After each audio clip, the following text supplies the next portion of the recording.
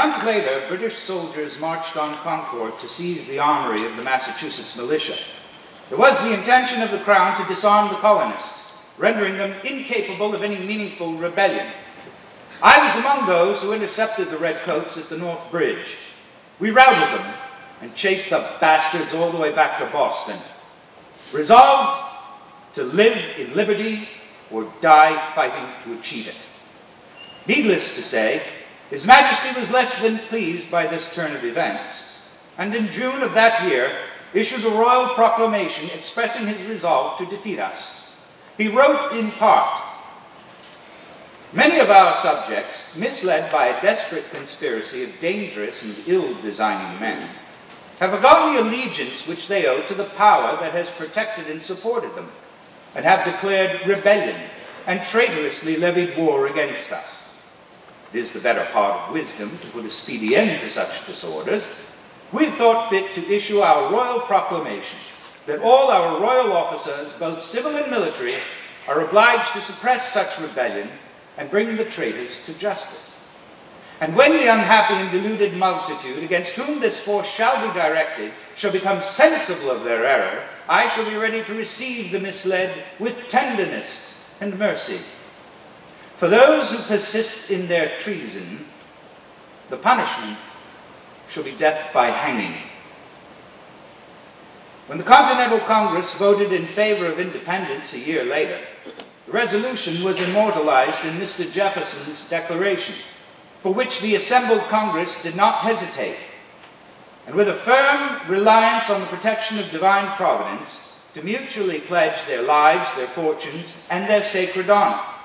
Consider these extraordinary words. "We hold these truths to be self-evident, that all men are created equal. They are endowed by their Creator with certain unalienable rights, that among these are life, liberty, and the pursuit of happiness.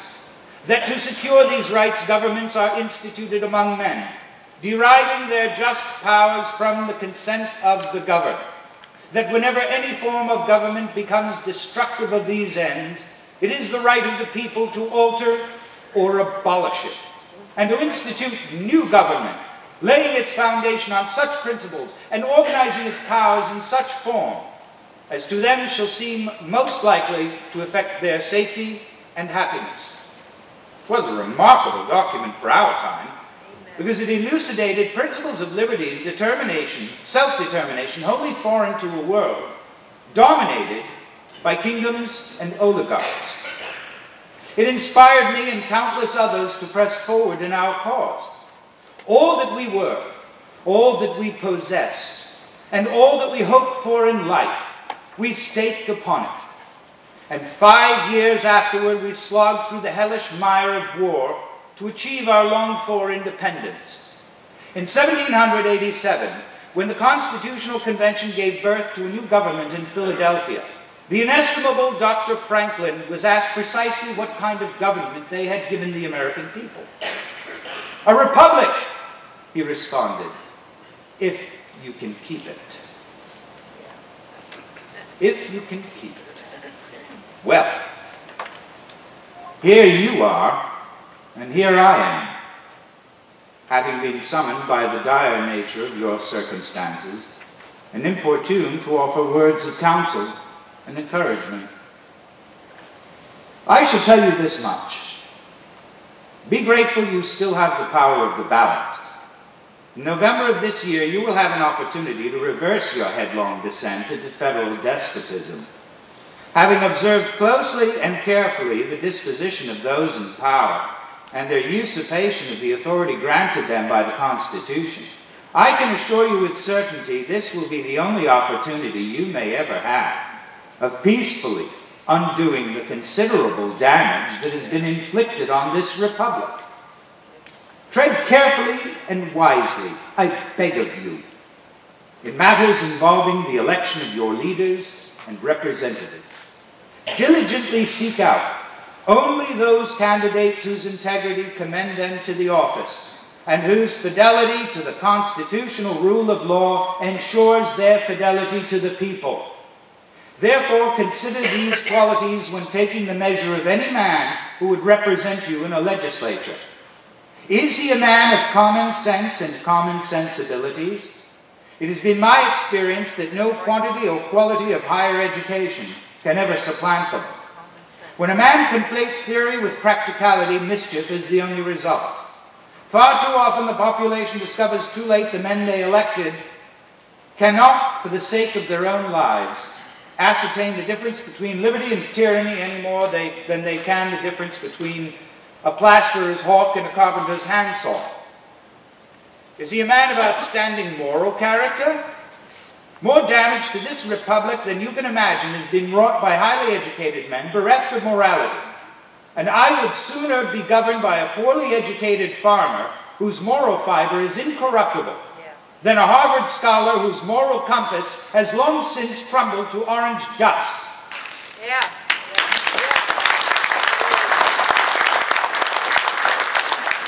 Is he encumbered by the dictates of petty and parochial interests? Or do his loyalties lie with the people he would represent, and the nation whose destiny may be affected for good or for ill by his actions as a legislator? The difference between the two is the difference between corruption and valor. Does he understand our Constitution and the nature of our republic?